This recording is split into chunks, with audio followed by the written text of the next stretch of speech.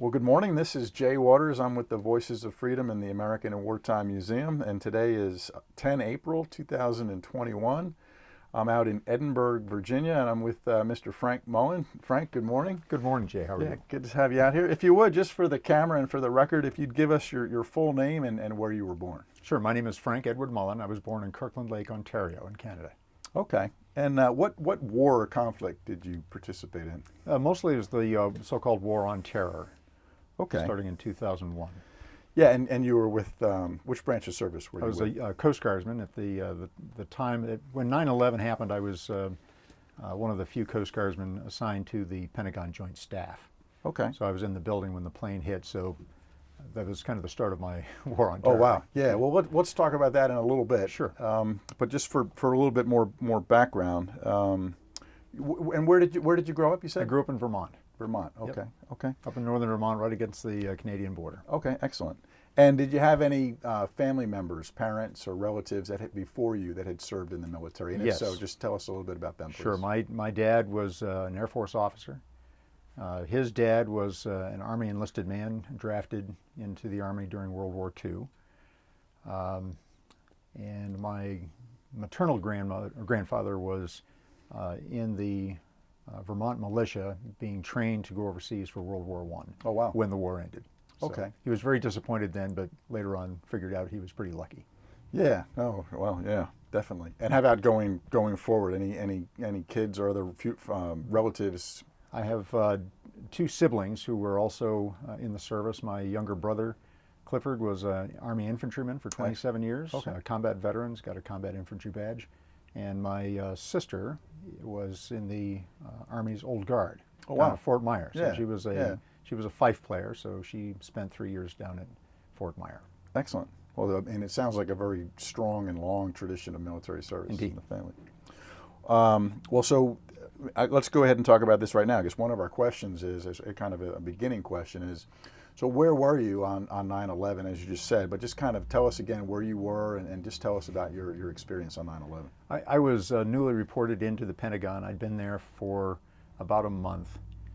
So I was pretty new. I was in the building that morning. I was working on a protocol package for some visitors from Australia who were due to come in a couple of days. Sitting in my office, there was I remember there was one of the other officers came in and said, a plane has hit the World Trade Center. And of course, probably like a lot of other people, I thought, some poor fellow in a Piper Cub got lost in the fog or something. Right. Then somebody told me that it'd been a passenger liner, and that made the alarm bells go off because I've worked on avionics systems for passenger liners, and there's no way that they could have made a navigation error like that. So I knew this was an attack. A short time later, I felt a big bang. I didn't know what it was. I thought maybe somebody on the floor above had dropped one of those big military safes. Yeah. Things that weigh about 500 pounds. Yes, Right? yes. It sounded like somebody had dropped that on Yeah. top. And, so I just kept on working, and then somebody came running into the office and said, "Everybody out." So we left.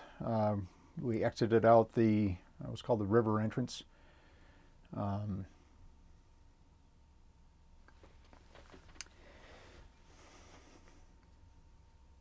Yeah. So could you Right. see smoke at that point? Yeah, Too? and, yeah. You The could, the river entrance was a little bit further away. we were from about the- as far away as you could get Yeah, from the impact yeah, point, so we were yeah. very, very lucky. Yeah. When we exited the building, you could smell smoke, you could smell burning aviation fuel, and you could smell people burning. Yeah, that must have been tough. But I mean, so the Pentagon, for folks even who've worked there for a while, I've heard can get kind of lost.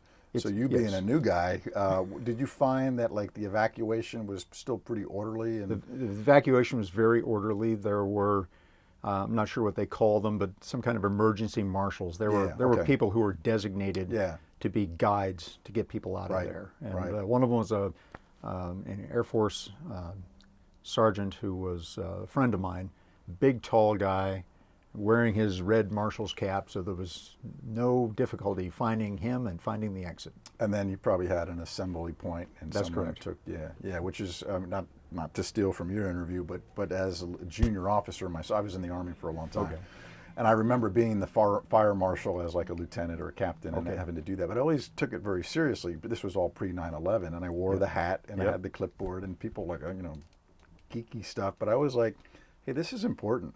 We need to take this stuff That's right. seriously. And then, you being a new guy in the Pentagon, and just your training takes over. You follow the marshals, and Yep. and it's a tough day, absolutely. But the training can kick in, and Training kicked in. Fortunately, the other people there were better trained than I was.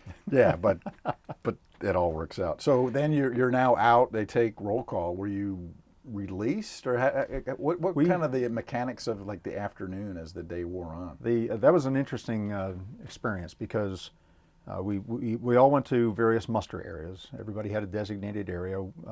My organization, the Joint Staff J4, the logistics people, we mustered in a particular area, and then we were told just to stand by, and we stood by for hours.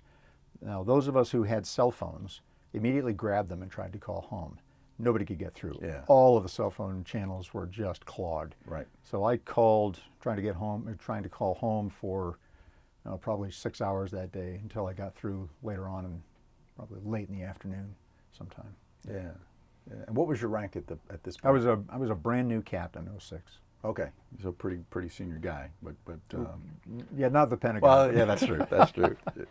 That's Yeah. true. Well, then, so let's backtrack a little bit. And you talked about the tradition of military service from your family, but why did you personally choose to join the military in general, and then the Coast Guard specifically? I was a pretty good student, involved in various activities. Probably a really good candidate for the military academy. So my dad had been in the Air Force. I put in a package to the Air Force Academy and got an appointment there.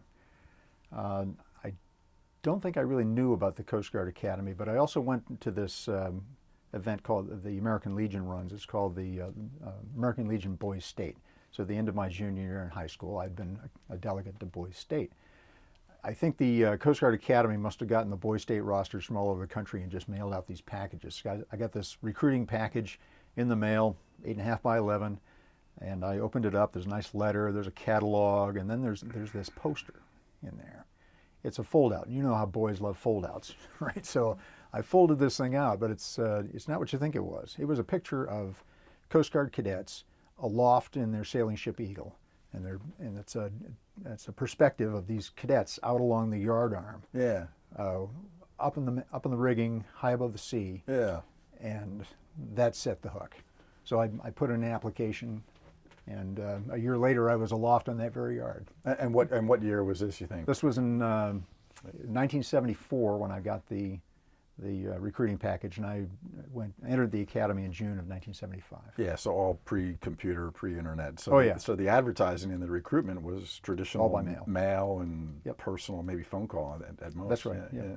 Yeah. Well, that's good. Good. Well, so you went to the Coast Guard, Coast Guard Academy up in Connecticut, correct? That's Yeah. right, New London, Connecticut. And so that was a 4-year, 4 pretty years. rigorous academic, but also some training and. Right. It's 4 years. It's like a West Point or a Naval Academy. It's 4 years of immersive training and college education at the same time. It's a busy college curriculum. Typically, you're taking 20 to 22 credit hours. I remember during my fourth year, my senior year there, I had 2 semesters in a row where I was only carrying 18 credits, and that was just like having time off. It was wonderful. Yeah. And how big were your classes or your cohorts? My class entered with, I think, 401 cadets. We graduated 216, I think. Oh, wow. So pretty significant attrition. Yeah, they had typically 45 to 50% attrition was typical back then. I'm not sure what it is now. Yeah. Okay. And so then, as you graduated, probably in like May or June, how did it work for you as far as like a designation? Do you get specialties within the Coast Guard? No, the academy graduates are all unrestricted line officers. Okay. And so then, did you get additional training after you graduated, or were you sent right out to a station or a ship? Or? Pretty much sent everybody. Back then, it's different now, but back then, all graduates went to sea. That was mandatory at the end of the academy experience, everybody went to sea. So everybody had to do at least 1 year. And after that 1 year, some people were picked up for aviation school. But typical for a guy like me, I spent the first 2 years at sea. And just for your first assignment, where did you go? I went to the Coast Guard Cutter Glacier, which is a polar icebreaker. Oh, wow. It was stationed at the time at the Naval Station in Long Beach, California. Yeah. And I did 2 deployments to Antarctica. And was that an assignment that you chose, or they just chose it for I you? desperately wanted to sail icebreakers. Yes. Okay, Yeah. and you got what you wanted. I got it. Yep. Well, also, I'm just kind of curious. I've never really met anybody who's been to Antarctica. What was that like? It's gorgeous. Yeah. Yeah, it's absolutely gorgeous. The trips to Antarctica were absolutely everything I wanted to experience as a young sailor. It was we didn't have GPS back then, so we navigated with sextants and chronometers, just like Captain Cook. Yeah. Wow. Yeah, we had a gyro compass, but many of the times it was an old ship, and many times the gyro compass would crap out. Oh, wow. Yeah. It's your interview. So it was navigating very often on magnetic compass, chronometer, and sextant, just like Captain Cook and the old guys. Yeah. It was just an excellent experience. If you wanted to be a ship driver, if you wanted to be a navigator, if you wanted to be an ocean-going sailor, it was the best possible experience. I loved it. How long were these? What do you call them? Deployments or tours? Yeah, the deployments down to Antarctica took typically about 4.5, 5 months. Okay. Yeah. So This could be any time of the year, or was it geared like towards summertime, wintertime? it was geared to be in Antarctica during the summer. Their down summer, there. which is yeah. Yeah. So it's 24 hours of daylight. Okay. That sort of thing. And could you get resupplied while you were down there, or you had to bring everything with you for four months? We brought most of our stuff. We did get resupplied. For example, we'd stop in New Zealand on the way down, refuel there, of course. Okay. And I think we refueled at McMurdo Station as well, down in Antarctica itself. Okay. Right. Well, yeah, and I believe the Army and the Coast Guard would probably have it as well. There was like a badge or a ribbon you could get, right, for wintering over or summering over. Sure. And so you probably earned that as well. Yeah, I didn't winter over, so what I did get was the Antarctic Service Medal out of that. Okay, the service medal. Yeah. So just means Okay. means you've deployed there for some amount of time. Well, our interviews are and I think everything that you did is probably fascinating, but the interviews are geared towards combat and wartime service. Sure. So let's talk a little bit about that. And if you would too, just for the audience and for the record, maybe explain how the Coast Guard, at least from what I recall, was under the Department of Transportation peacetime and then would switch to the Navy, at least during your time. And I think that's even changed now. Maybe just kind of tell us a little bit about that, please. Sure, that has changed. Back in World War II, for example, the Coast Guard was made a component of the U.S. Navy. And that provision is still in statute. It could still be done today. Typically today it's not done that way, however, mostly because of the Goldwater-Nichols Act in 1986. Nowadays, when the Coast Guard works as part of the Navy, it's the entire service doesn't shift to the Navy. It's particular units within the Coast Guard are deployed to be part of a naval component in one of the combatant commands. Okay, so for example, when I went to the Mideast, I was a Coast Guardsman. I was attached to a Navy Expeditionary Unit. We deployed to the Mideast as part of the Naval Component Commander's forces over there. Okay. So that's how it works typically nowadays. Okay. And that's what got you involved with the war on terror aspects, right? Well, actually, the war on terror aspect was entirely in the Pentagon. Oh, okay. Right. So the deployments I did 2 deployments to the U.S. Central Command. They were both, as I say, between the wars. So it was between the first Gulf War 30 years ago and the invasion of Iraq, which is now 20 years ago. So I went there in the late 1990s. Okay. It was so there wasn't a hot shooting war, but the area had been designated as a imminent danger zone, I think is what they called it. So we received imminent danger pay. We deployed over there as a force protection unit for the harbor of Alexandria, not Virginia, Alexandria, Egypt. Yeah, was this and I may have the term wrong, but was this like the tanker wars? Wasn't there something going on with the tankers being? That's related to it. The concern at the time was terrorist attacks. And Yeah. Okay. so it was after my time in CENTCOM when the USS Cole was attacked and very badly damaged, significant loss of life. We were over there specifically to prevent attacks like that. All right. Yeah. So we had patrol boats, both Navy and Coast Guard patrol boats. We had a sensor unit, so they had sonar, radar, and we also had a significant number of small arms and even 50 caliber machine guns. So we had zones of fire mapped out in the harbor area. When U.S. vessels came in, we had patrols alongside. Okay. So that's what we did. And for how long? So you were there two different tours, you said? Two different times, very, very short. We went for 2 weeks at a time. Oh, 2 weeks at a time. Yep. And so just during this 2 weeks, were you on the ship the whole time? I was on shore all the time. Oh, you were on shore? Right. I was a Coast Guardsman. I was the operations officer for this Navy squadron that was deployed over there. Okay. So So what was your typical day like?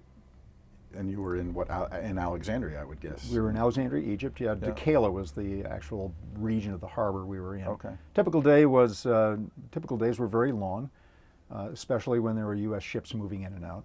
So I was the operations officer, so I was not standing the watches in the operations room. I was the guy who ran the operations room and ran the staff. So any of your interviewees who have been operations officers or operations watchstanders know what that's like. There's a lot of staying on top of the situation, knowing what's happening, knowing what's scheduled, making sure that you have watchstanders qualified and lined up to stand the watches when those major evolutions are going on.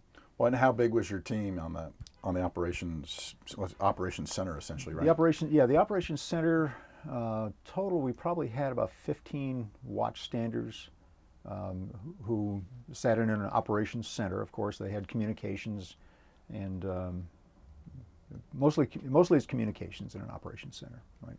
And was this all U.S. Coast Guard folks, or was it a mix of It's U.S. Coast Guard and U.S. Navy. It was a mix. Okay. Yep. Did you have any interaction with the Egyptians? A lot. That was a daily interaction with the Egyptians.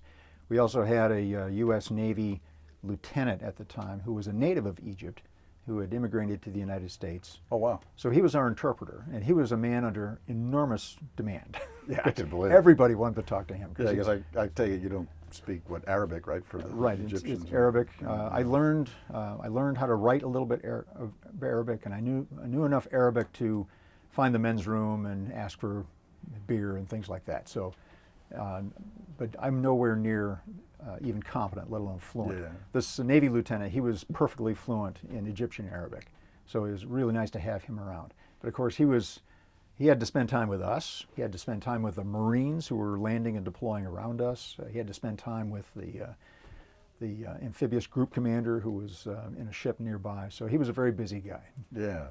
Well, how did you find working with the Egyptians? How was that? You have to be patient. The Egyptian Navy, to the extent that I understood what was going on, the Egyptian Navy struck me as being very dependent on senior level decision. Okay, so we had a rear admiral from the Egyptian Navy who was, I think, the overall coordinator for this entire activity. When we would speak to Egyptian Navy captains, even senior captains and commanders, they would not make decisions until they could talk to the rear admiral. So, oh, really? Yeah, which is much different from how we run it in the U.S., right? Because just think about my 15 or so watchstanders in the operations room. They don't wait to tell me what's going on before they have to make a decision, right, because they have to do it like that, right? right? The Egyptian Navy did not seem to work that way. Yeah. And what was your rank at the time? I was a commander at the time, Commander. 05. And what year was this again? This would have been 1999. Okay. So that during those two different deployments into Egypt there, did you have any significant incidents? No, we didn't. So that's a good thing. That's a great thing. That's a great thing. That's right. But it sounds like you worked very hard, a lot of hours. Yeah, and I think the idea the Navy had of bringing these harbor defense squadrons. It's probably not the word anymore. I'm not sure what they called them. But these harbor defense organizations, the idea the Navy had of bringing them in there was to protect the U.S. vessels that were coming in and out. And obviously the necessity for that was shown a couple of years later with the coal incident. Yeah. Yeah. Yeah, I think the term I remember from working around a few Navy guys, maybe some Coast Guard, was port security. Was that the same thing? The Coast Guard had a port security unit, is what they call it. Yeah, that's what I remember. 6 boats armed with the small arms and 50 calibers. Yeah. We had one of those port security units with us, Okay, attached as part of our squadron. I don't remember what they called the whole aggregation at the right, time, right. but it was a harbor defense unit of some kind. Yeah. Okay. Well, and so you're working pretty hard for the 2 weeks. Did you have any downtime or any kind of thing for fun that you got to Yes. do? Well, tell us about that. Right. I had the first time I went over there, I had one day at the end of the deployment where I was not on duty. The Navy had put us up at the Marriott Oh, wow. in Cairo, Yeah. and our job was to go from there to the airport the next day and fly home. So 2 Navy buddies of mine, the 3 of us, hired a cab, and the guy took us everywhere. Yeah. Right, so we went over to Giza. We drove through this incredibly narrow street in Giza. I don't know how the cab fit through it. There was a wedding going on, so with thousands of people, brides and grooms. It was crazy. We drove through this little street, and then we stopped at, I swear it must have been the guy's brother-in-law had this camel tour company. Wow. This was strictly off the books. This was not an official Egyptian government tour of the pyramids. We climbed aboard these camels. We rode out into the desert and went up to, I think it's the 3rd or 4th largest of the pyramids. Wow. Got off the camels. They let us go right up to the pyramids, touch them and everything. The stonework in these pyramids is just phenomenal. These were huge red granite slabs. Yeah. The finishing layer on the pyramids of, Yeah. this one temple, and the fit was so precise. It was razor thin. Yeah. I don't know how they cut the stones that way. Yeah, and to get them all And then get aligned them in and, there. and Yeah. ancient, years and years ago. It was really quite impressive. Now, when you went out all over the Alexandria area and Egypt, around Cairo, did you have the interpreter with you, or were you on your own, you and your buddies? When we were traveling around Cairo and Giza, our cabbie was a fellow who spoke English. Oh, wow. Okay. He had worked for an American oil company in Saudi Arabia, where he'd learned some English, and he was quite good. He was very entertaining. Was that prearranged, or that was just the luck of the guy that picked you up? It was the luck. Actually, Who knows? those cabbies are pretty aggressive. So the 3 of us were walking out of the Museum of the Antiquities, and this guy came right up to us and said, "Hi, my name is Syed California." That's how he called himself. And Wow. he took us everywhere. We were in that cab for hours.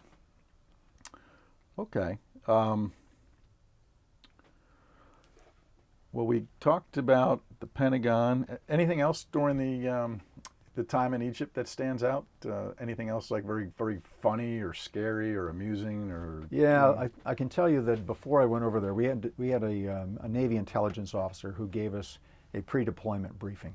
Great guy, really smart. I think he knew everything. And he told us that when you go over to Egypt, make sure you wear collared shirts, don't wear open-toed shoes, don't wear shorts, don't look at the women. There's a whole bunch of things that were... well, we got to Alexandria, and we discovered that Alexandria is a cosmopolitan metropolitan city. There were women in miniskirts, there were women in full burqas, there was any variety of human you wanted to see. Another thing that we were told is do not drink, because the Egyptians don't drink. Well, guess what? The Egyptians are very proud of their 4,000-year-old beer. Okay. Is it any good? I find it a little gassy, but I was very careful to drink their beer with them. They were very proud of it. They took us down to their bar. And you were allowed to, you weren't under a general order to not. We were not under a general order. No. But show restraint, of course, and be good, Yes. good visitors. Well, just as you were leaving Egypt, then would you just fly back on a commercial airline, or how did that work? It was a chartered airline. Charter, okay. Yeah, so it was chartered aircraft full of, I forget how many sailors we had aboard there. There were 2 aircraft. So 2 aircraft has got to be something like 300 or 400 sailors. Okay. Yeah. Oh wow. Yeah. So it was. Yeah, that's right. Because it was not just your Coast Guard team. It was the combined team of Yeah. The Navy guys too. Yeah. We flew from Cairo to Shannon, Ireland. That was the first leg. We landed in Shannon, I forget what hour, 1 o'clock in the morning, something like that. And all of these guys in BDUs flooded into the bar. Of course, the bar was open. I think the bars in Ireland are always open.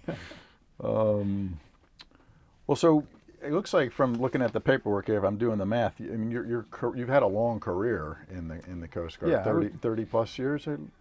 Yeah, I was in uniform in one status or another for 35 years. 35. Yeah. Yeah. Yeah. Well, what other, not necessarily wartime service, what other tours or assignments stand out that were either really meaningful or really challenging or amusing or? One of the best tours I had was at a lifeboat station in Chatham, Massachusetts. Okay. If you look at Cape Cod looks like an Yeah, arm. yeah. Chatham's right here at the elbow. Okay. All right. The charm of that place was it's Cape Cod, it's beautiful, but I just love the crewmen out there. Some of the crew I've made out there, crew I met out there, have been friends now for life. Excellent. The people I still meet with. We're planning on having a reunion out at Chatham this fall if everybody can travel by then. Yeah, hopefully we can, right? Yeah, I hope so. How long was that assignment? That was just 2 years. Just a 2 year, but it was something really clicked with Yeah. that. The group people of- were great, just wonderful people. Everybody hard charging, hard working, very competent boat handlers. I was the XO. I'm not a competent boat handler. Sometimes they'd let me drive these surf boats, but these were 44-foot Coast Guard surf boats. The fellows who were qualified as crew and coxswain on these things were, they're shallow water sailors. The Navy makes fun of these guys as shallow water sailors, but these were some of the best sailors I've ever met in my life. Really, really competent, really safe in terrible conditions. Yeah. So what were you guys like your mission as far as, I mean, I know what a lifeboat is, but Sure. The mission at Station Chatham is primarily search and rescue and law enforcement. Okay. Okay. Right. So the tides and the currents around Chatham are really severe. The sandbars shift by the day. So if you're a qualified coxswain, you've got to be aware of what's going on under the water all the time. Because if you're getting called to go out and rescue somebody, you can't get stuck on a sandbar on the way out, right? Right. So, yeah, if the rescuers get stuck, then yeah, you're in trouble. Well, and here's maybe a dumb question, but you guys were covering both sides of the Cape, right? The ocean and the bay? Or? No, we were just on the ocean side. Just the ocean side. Right. Okay. But there's a long island. If you look right out there at Yeah. Chatham, there's a long island that tails down from the elbow Okay. at Chatham. So you have to be on both sides of that island. So we had boats on both sides of Okay. that island. And this was not just a summertime rescuing. No, this is guy on year-round. on a surfboard that drifted out too far. This was some Right. pretty serious stuff. Yeah, sometimes there was serious stuff out there. But Yeah. it's like everything else in the service. There's days and days of boredom followed by moments of sheer panic, right? And when you were up there on Cape Cod, where did you live? I lived on the mainland Massachusetts off the Cape. I lived in a little town called Easton. Okay. Okay. Well, what was talk about your retirement for a minute. So after 35 years, you're now going to retire. You're like I said, pretty senior. You're a captain, 06 level, right? Mm-hmm. And, what was your retirement like, though? Let's just talk about that for a second. I did my last tour at Coast Guard headquarters in Washington. Retired out of there, and let's see, I just about immediately started working in the Department of Defense. I'm an engineer, so electrical engineer. They wanted somebody with some knowledge about engineering to work in the office of what do they call it then? The Deputy Director for Research and Engineering. DDR&E, I think is what they called it at the time. And I worked in an office there called the Modeling and Simulation Coordination Office. So that was mostly, it wasn't an engineering office, it was a policy and standards office within the R&E organization. That was your last assignment. That was after you retired. I was a civilian there. Oh, then now you were a civilian. Right. So I spent 3 years there, and when my time was up there, that was not a permanent job. That was a 3-year gig. And when I left there, I I went to work for where I work now, which is the Institute for Defense Analyses in Alexandria. Okay, so you're still working now. I still work, yeah. I guess what I was driving at was when you took off the uniform from your active duty service after 30 plus years, 35 years of service, was there a ceremony for that? There was. Yeah, just tell us a little bit about that. Sure. Any unique Coast Guard traditions? They didn't like throw a bucket of water on you or something. No, crazy, no. It was quiet and dignified. My boss, a number of the senior officers from the branch where I worked attended. My staff attended, and I had some friends and guests that also attended. It was a quiet and modest ceremony, dignified, I would say. I choked up. Yeah, I mean, after a long career, and Yeah. a lot of memories. My deputy arranged to have a flag flown for me over the Capitol building, and they. Yeah, presented. Yeah. So I still have that. Very proud of it. Okay. Well, I know you're still working with the government and the services now, but looking now over your whole body of work, how do you think your time in the military, the Coast Guard specifically, has changed you and your outlook on your personal outlook on the world? I think I can be accurately described as having been a callow youth. When I went to the Coast Guard Academy, mostly I think what I wanted to do was get a college education. I don't think I was dedicated to being a Coast Guard officer. I thought that was a nice thing, but I was mostly after a college education. I thought that I would probably do the 5 years of obligated service afterward and then go do something else. Right. I think it was probably after I graduated that I finally started to develop that sense of duty, comradeship, obligation. I love the service. Yeah. Just great people. Yeah. A great mission. The Coast Guard has all kinds of great toys now. They got new ships, new uniforms, and sometimes I wish I could be 22 again. Yeah. No, I know. Well, and you've done quite a bit, and you're still serving now. I guess fast forward even beyond the time that we're still even around on this planet, but like 50 years, 100 years from now, what would you want relatives, descendants, future generations, or just American people to know about you and your service to the country? They can have it. I've kept diaries since I was 18. Okay. A lot of those diaries were written aboard ship. Those will go to my daughters. Okay. After I'm gone. I've already typed one up and illustrated it with contemporary photographs. That was from the Operation Sail 1976. I was a cadet aboard the sailing ship Eagle that summer. Ships from all over the world sailed to America to celebrate the bicentennial. I remember that. Yeah. Yeah. Okay, so I was aboard Eagle as a young cadet at the time. I kept the diary the entire time.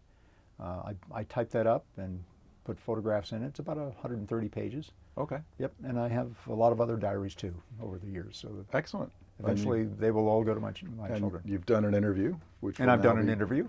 At least one, and you'll get a copy of this, and great. We'll publish. We'll keep this on our sites. So I know I don't want to sell you short on anything, especially over a 35-year career. We've kind of jumped around, but was there anything else that you wanted to have for the record, or revisit any of these areas that you had done, or did I miss? I will say just some fun stuff. Yeah, absolutely. When I was a staff officer at the Pentagon right after 9/11, I was a Coast Guard guy. All my colleagues are Defense Department services, so I'm not sure that they knew exactly what to do with me. But as a consequence, I got some great assignments. I got to organize and run this thing they called the Joint Sustainability Assessment, which was a weekly poll around the world. I had a bunch of staff working for me at the time. These were all experts from their services. I was not the expert. These guys were the experts in oil distribution, in weapons distribution, in first aid equipment, all of this stuff. And so we would aggregate all of this information, and weekly I'd go in and brief the service logistics chiefs on the status of all of these supplies. Yeah. You know, Yeah. if we're going to fight a war, where are the weapons? Right. So I got to do that, and I also got to, as we were ramping up to the invasion of Iraq, Don Rumsfeld, who was the Secretary of Defense at the time, asked our the chief of logistics, to provide a briefing on how we were going to run logistics for the invasion of Iraq. And Vice Admiral Holder turned to me and said, "You're giving it." Wow. Yeah. So there was a day that came where I went into what's called SecDef Cables, which is his conference room. There was a big V-shaped table there, and Don Rumsfeld was at the head of it, and there were a bunch of 3- and 4-star flag officers around it. Tommy Franks was piped in on a video link, and I sat down at one end of the table, and a faraway voice that sounded like mine began to talk. Oh, wow. Oh. Yeah, and that was my first briefing to Mr. Rumsfeld. Afterwards, I was given the job of taking up the weekly mobilization book to have him review and approve it. So I was up in Mr. Rumsfeld's office just about every week. Oh, wow. For a couple of months. There was me and 2 other staff officers with mobilization and deployment books to brief and get approved. So, Well, yeah, I mean, so literally it sounds like you've done everything from the tactical level, low level, Yeah. all the way up to the most strategic levels of service. it was a lot of fun. It really Yeah. was. I have to say, when I went to the Pentagon, it was just before 9/11, and people who had been there before told me, this is, it's only 2 years, roper-doper, you'll get through it. Of course, shortly after I arrived, the plane hit, and after that, there was never a dull moment. It was very active, and I wouldn't want that to happen again. Sure. But I was very, very glad to be there doing something. Everybody after 9/11 wanted to do something, and I got a chance to do something. Yeah, and actually, if you don't mind, just to revisit that, so when did you finally, like, what happened on 9/12, 9/13? Everybody always talks about 9/11, and you did a great anecdote about your personal experience, but what kind of happened the days after? The day after, my office only suffered smoke and soot damage, okay, because there was obviously all the ventilation systems were full of soot and smoke. So that's the only damage we had. It's just everything was covered with soot. But we reoccupied the spaces the next day. And I remember my division chief, who was an Army colonel, he came in, very, very competent guy. Rick Schwartzman is his name. He lives here in Virginia. He came in the next day and he said, "We're reorganizing for war." And I just did what he told me to do. Yeah. Because he seemed to know what to do. That was the next day. That was the very next day. And you were back in the Pentagon. Back in the building. Yep. Yeah, so I did not know that. I didn't know we had people back that quickly. Oh, yeah. In their Yep. offices. And that was a long day. Probably every day was a long day Yeah. for a while after that, right? Yeah, the days routinely ran 15 hours. Yeah. Yeah. I guess because the other part was we didn't necessarily, I mean, now we look back and say, okay, yeah, we had the attack on 9/11, but back then we didn't know what was going to happen the next day. That's or right. The next day. That's right. What's behind door number 3? That's right. We had no idea how many other terrorist cells might be lining up against us. Yeah. Well, okay. I mean, this has been very enlightening and fascinating. Was there anything else that you wanted to cover or discuss? I think that's pretty complete. So, okay. I appreciate it. Yeah, we'll shake hands Thank here you. on camera.